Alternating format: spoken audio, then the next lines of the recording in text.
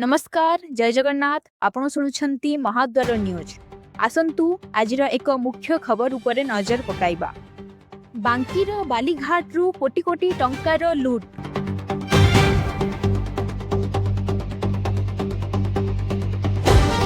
चुप काहीकि प्रशासन काहाकू बंचाइबार चेष्टा।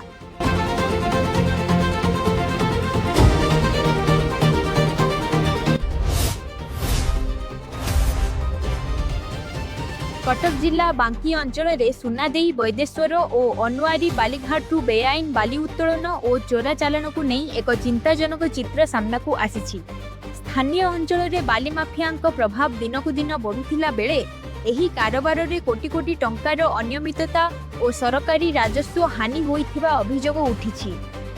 सूचना अनुसार नदी पठारू बाली चोरा चालान एबे केवल एक साधारण अवैध कार्य रही नहीं बरं यह एक संगठित चक्रर रूप नहीं। किछि असाधु व्यक्ति और प्रभावशाली गोष्ठी बाली व्यवसाय रे संपृक्त होई कोटी कोटी टंकार लाभ उठाइथिबा स्थानीय अंचल रे चर्चा होईछि।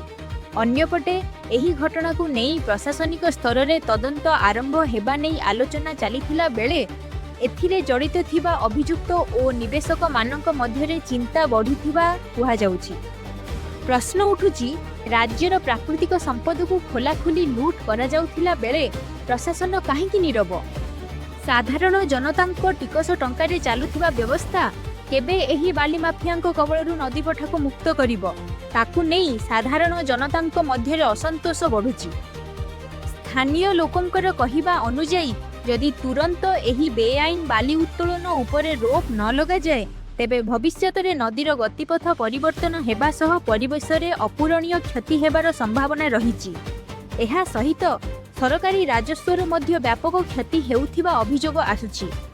एही कोटी कोटी टंकार महालुटर उच्चस्तरीय तदंत सह दोषींक विरोध रे कठोर कार्यानुष्ठान दाबी रे साधारण जनतांकर स्वर उच्च हेउछि।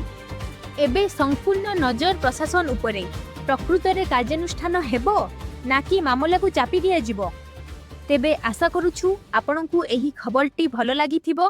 एही भली नुआ नुआ खबर सबुठारु प्रथमे पाइबा पाई आम चैनल को लाइक करंतु, शेयर करंतु एवं सब्सक्राइब करिया को भूलंतु नहीं। नमस्कार जय जगन्नाथ।